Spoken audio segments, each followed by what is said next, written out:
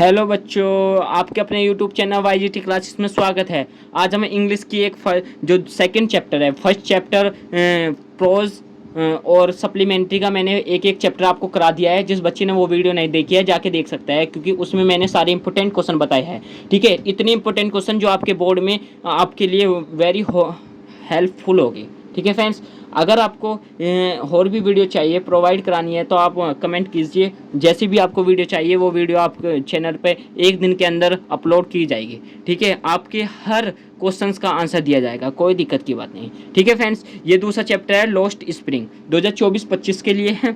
जो बच्चे अभी 2025 में पेपर देंगे उनके लिए मोस्ट इंपोर्टेंट क्वेश्चंस बताऊंगा दूसरे चैप्टर के, जो बोर्ड में आते ही है और इनसे हट के कुछ नहीं आएगा। अगर आपको विश्वास नहीं होता, आज से ही हमारे चैनल को सब्सक्राइब कर लीजिए और देखते जाइए। मैं सारे चैप्टरों के आपको मोस्ट इंपोर्टेंट क्वेश्चन दूंगा और वे ही याद करना आप अपनी कॉपी में उतार के और देख लेना। अगर उनसे अलग आ गया कोई भी क्वेश्चन तो आप हमारे चैनल पे देखना ही बंद कर देना, चैनल को अनसब्सक्राइब कर देना। मैं आपको आज छाती ठोक के कह रहा हूँ। ठीक है फ्रेंड्स, चलो टाइम नहीं वेस्ट करते हैं, देखते हैं पहला क्वेश्चन क्या है। लॉस्ट स्प्रिंग चैप्टर है नंबर 2, चैप्टर नंबर 2 प्रोज का, पोट्री का। ठीक है, प्रोज का सॉरी।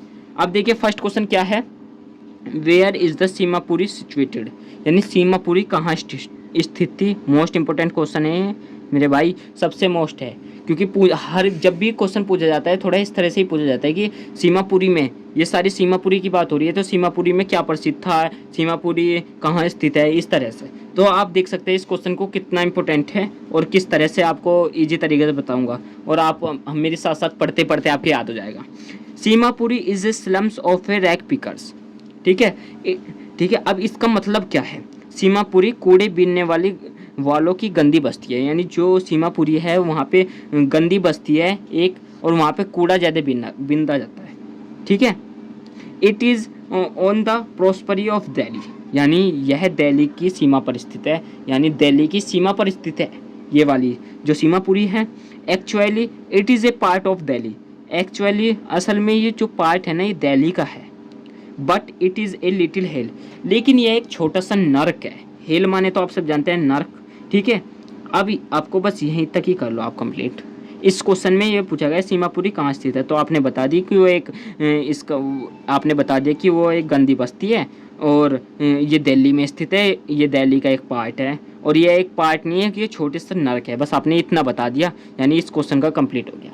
शॉर्ट आंसर आप जानते हैं 4 नंबर में पूछा जाता है और लॉन्ग आंसर 8 नंबर में, इसलिए 4 नंबर आपके पक्के हैं। ठीक है, अब दूसरा क्वेश्चन देखते हैं, मोस्ट इंपॉर्टेंट है भाई, जो बताऊंगा वे ही सारे कहना और कोई से मत कहना। ठीक है, ये देखिए, what was the importance of garbage for children in Seemapuri, यानी सीमापुरी में रहने वाले जो बच्चे हैं उनमें उनके पास जो कचरे का क्या महत्व है उनके लिए। अब देखिए क्या कह रहे हैं जो सीमापुरी में रहने वाले बच्चे हैं, 2 बार ये बोर्ड में आ गया है, 2024 में भी आया है। ठीक है, देखिए, garbage is gold for the people of Seemapuri, जो गरबैग है वो एक सोना है सीमापुरी के लोगों के लिए, जो सीमापुरी में रहने वाले लोग हैं उनके लिए एक सोना है भाई गरबैग। ठीक है, it gives them bread and means living, यानी जो ये उनकी रोटी एवं जीविका का एकमात्र साधन है, क्योंकि बेचारे अगर गरबैग नहीं छुकेंगे तो भूखे मर जाएंगे, खाना नहीं मिलेगा। ठीक है, इसलिए उनके जीवन का एकमात्र सहारा है। बट फॉर द चिल्ड्रन, लेकिन बच्चों के लिए गरबैग मीन्स एवर मोर, कूड़े का बच्चों के लिए कूड़े का जो अर्थ है इससे कई अधिक है बच्चों के लिए, यानी ये तो मैंने पीपल के लिए बताया शुरू में, फिर अब बच्चों के लिए बहुत अधिक है। अब देखिए क्या है, for the children it is wrapped in wonder, बच्चों के लिए यह आश्चर्यजनक आश्चर्य में लिपटा है। They were looking for gold in the garbage drums, कूड़े के ढेर में वे सोना ढूंढ रहे हैं, यानी उसने नूबी तो पूछा है कि वे कूड़े में क्या चीज़ें ढूंढ रहे हैं, तो उसने बता दिया। इसमें सेकंड में पूछा है, देखिए मैं ऊपर वाले का, तो अगर आपको ऊपर वाला 2 बार पूछा गया है तो इसका आंसर आपका यहाँ तक है बस। ठीक है, और नीचे वाले में देखिए क्या है, what did they find it, यानी वे कूड़े में क्या ढूंढ रहे हैं, तो इसलिए उसका आंसर यह देख सकता है। चाहे तो आप कर सकते हैं, नहीं तो रहने दे सकते हैं, कोई दिक्कत नहीं है। अब ये देखिए थर्ड क्वेश्चन क्या है, ओहो थर्ड क्वेश्चन इम्पोर्टेंट है भाई। चलो, what do the inhabited of Seemapuri do for their survival, यानी सीमापुरी के जो निवासी है वो अपनी जीवन जीने के लिए क्या क्या करते हैं। अब देखिए, Seemapuri is a slums of a, अब देखिए यहाँ से आप फर्स्ट क्वेश्चन आपने सभी ने याद किया, यहाँ ये देखिए फर्स्ट क्वेश्चन, इस क्वेश्चन का आंसर आपको यहीं मिल जाएगा। फर्स्ट क्वेश्चन आप यहाँ तक याद कर लीजिए, हेल तक, यानी आपने यहाँ तक ये क्वेश्चन याद कर लिया। अब देखिए आप ये सारा यहाँ तक तार दीजिए, यहाँ से आगे जहाँ तक, और यहाँ से फिर याद कीजिए garbage is gold for them.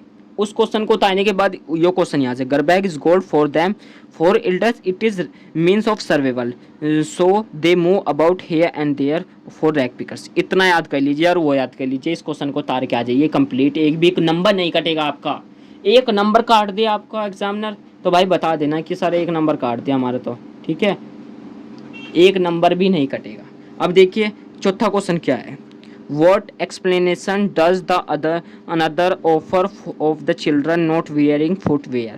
जो बच्चे बिना जूते के घूमते हैं उनके बारे में लेखक का क्या स्पष्टीकरण है, यानी लेखक ने क्या कहा है उनके विषय में, यानी 2022 में आया है ये। What did children in Seemapuri stay barefoot? यानी सीमापुरी में रहने वाले बच्चे नंगे पैर क्यों रहते हैं। अब लेखिका बताएगी उनके क्यों रहते हैं, ठीक है।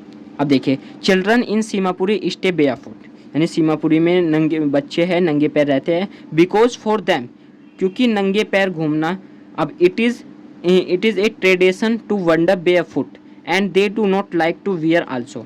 अब देखिए क्या कहा है लेखिका ने, कहा है क्योंकि नंगे पैर घूमना उनके लिए एक परंपरा है। बेचारे पहले से नंगे पैर घूमते आ रहे तो उनके लिए एक परंपरा सी हो गई है, हैं, और वे पहनना भी पसंद नहीं करते, और वे जो जब उन्हें आदत ही नहीं है तो वे पहनना भी नहीं पसंद करते। लेखिका का कहने का मतलब ये है। But the other doubt it, पर लेखिका का यह भी संदेह है, the lack of the money is the most valid explanation. धन की कमी उन्हें यानी जो वो लेखिका कह रही है कि धन की कमी के कारण वे जूते नहीं पहन पाए। Children like Sahib can not, और लेखिका का यह भी स्पष्टीकरण है कि कहीं जिस तरह साहिब बेचारा बिना जूतों के जूते नहीं खरीद पाया, उसी प्रकार ये बच्चे भी इसी तरह, ठीक है। आई होप ये आप क्वेश्चन समझ गए होंगे, पर मोस्ट इम्पोर्टेंट है क्योंकि भाई इस क्वेश्चन में पूछा गया है। अब यहाँ से देखिए ये क्वेश्चन इंपॉर्टेंट नहीं है, पढ़िए 2022 में आया हो। इससे अगला जो क्वेश्चन है ना वो भी इसी तरह का है। अगर वो आ गया तो वो आ गया तो वो तो लिख ही दोगे, और ये आ गया वो भी लिख देना, कोई दिक्कत नहीं, ठीक है। अब बताऊँगा अगला क्वेश्चन। देखिए पाँचवा क्वेश्चन क्या है आपका। देखिए पाँचवा क्वेश्चन है, it Sahib happy working eight A tea stall, explain कीजिए। क्या साहिब चाय की दुकान पर काम करके खुश था है या नहीं, स्पष्ट कहना है। अब लेखिका क्या स्पष्ट करेगी, अब देखिए।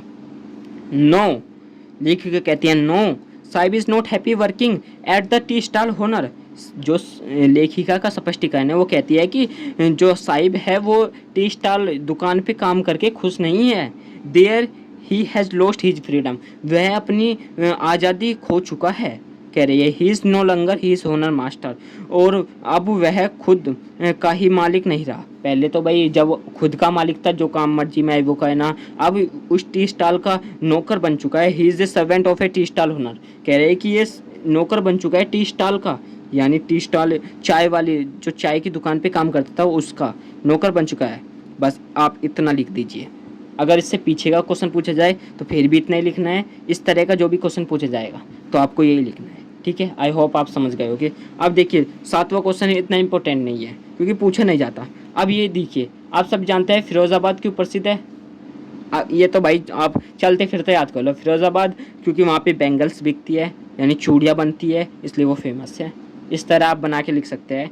आप यहाँ से मैं बता सकता हूँ, ये लीजिए, city of Firozabad is famous for in glass bangles. इतना भी लिख सकते हैं कि इसलिए चूड़ियों की देख, फिरोज़ाबाद नगर अपनी कांच की चूड़ियों के लिए प्रसिद्ध है। बस इसमें यही तो पूछा गया है, फिरोज़ाबाद नगर क्यों प्रसिद्ध है, तो बस इतना लिख देना, क्या दिक्कत है अगर पूछा जाए बाई चांस, पर ऐसा क्वेश्चन पूछा नहीं जाता, ठीक है। अब ये देखिए, ये इम्पोर्टेंट क्वेश्चन है, ये भी बताऊंगा। अब देखिए कितना इंपॉर्टेंट है, ये भी ये लीजिए बता देता हूँ। What are the hazards of working in the glass bangles industry, ठीक है। कांच की चूड़ियों के उद्योग में काम करने से कौन कौन से खतरे हैं, यानी जो व्यक्ति कांच की चूड़ियों के उसमें कंपनी में या फैक्ट्रियों में काम करते हैं उनके लिए क्या क्या हानि है। Glass bangles industry has many hazards, जो कांच की चूड़ियाँ हैं बनने के उद्योग में अनेक खतरे हैं। जहाँ पे कांच की चूड़ियाँ बनती है वहाँ पे अनेक खतरे हैं। Worker have to look into bright hot functions and polish bangles, कारीगरी को चमकीली तेज तपती हुई भट्टियों में देखना पड़ता है, यानी उससे आँख का खतरा, बहुत से खतरे हैं। They the to job turn them blind before they are old. अब देखिए, और चूड़ियों पर पॉलिश करते हैं, दोनों कार्य उनके वृद्ध होने से पहले ही अंधे कर देते हैं, यानी वे दोनों कार्य अगर वे जिंदगी भर करते रहे तो वे एक टाइम पे उन्हें अंधा भी कर देते हैं।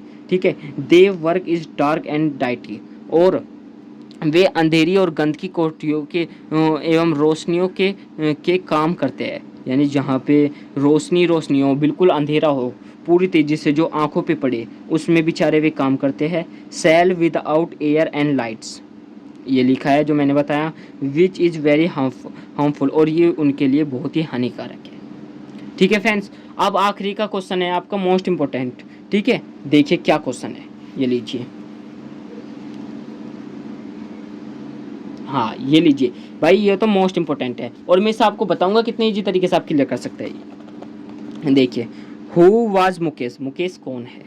ठीक है, कौन था? व्हाट वाज हिज एम्बिशंस, उसकी क्या महत्वाकांक्षा थी, यानी उसकी क्या आकांक्षा थी। What does Mukesh want to become in life, Mukesh जीवन में क्या बनना चाहता था। दो क्वेश्चन है, इन दोनों का एक ही आंसर है, आप देखिए क्या है। Mukesh belongs to a poor family of bangles maker, Mukesh एक पुअर फैमिली से था, बिलोंग करता था, और जो उनकी फैमिली थी वो बैंगल्स मेकर थी, यानी चूड़ियाँ बनाती थी। It is not like the job of bangles making, उसे यह जॉब बिल्कुल पसंद नहीं थी कि जो क्या अब देखिए, अब आपको स्पष्ट रूप से दिखाई देगा, आई होप। ये लीजिए, हाँ, यानी जो कहाँ पे आ गया, हाँ यहाँ पे है, सॉरी फ्रेंड्स, इसके लिए मैं माफ़ी चाहता हूँ, आपको थोड़ा टाइम वेस्ट हुआ आपका। ठीक है, ये लीजिए, अब देखिए, हाँ, यानी he did not like the job of bangles making, यानी उसे बिल्कुल पसंद नहीं था बैंगल्स मेकिंग बनाना। He had a new dreams, वह एक नया सपना देखा करता था। He want to be a motor mechanic, वो चाहता था कि मैं एक मोटर मैकेनिक बनूं। बताओ भाई, इसकी क्या आकांक्षा थी कि मैं तो एक मोटर मैकेनिक बनूं, बताओ। बस आप इतना करके आ जाना, अगर इस तरह का क्वेश्चन 2 बार ये पूछा गया है, इस तरह का क्वेश्चन पूछा जाए। ठीक है, ये लीजिए, मैंने इसके सारे आपको शॉर्ट क्वेश्चंस बता दिए हैं। अगर वीडियो अच्छी लगे तो लाइक और चैनल को सब्सक्राइब कीजिए। अगर आपको इसका लॉन्ग क्वेश्चन भी फुल तरीके से चाहिए तो जल्दी से नीचे कमेंट बॉक्स में कमेंट कीजिए, आपको एक दिन के अंदर ही इसका लॉन्ग क्वेश्चन भी आपको बता दिया जाएगा, और किस तरह शॉर्ट तरीके से बताया जाएगा कि आप किस तरह से याद कर सकते हो। ठीक है फ्रेंड्स, धन्यवाद।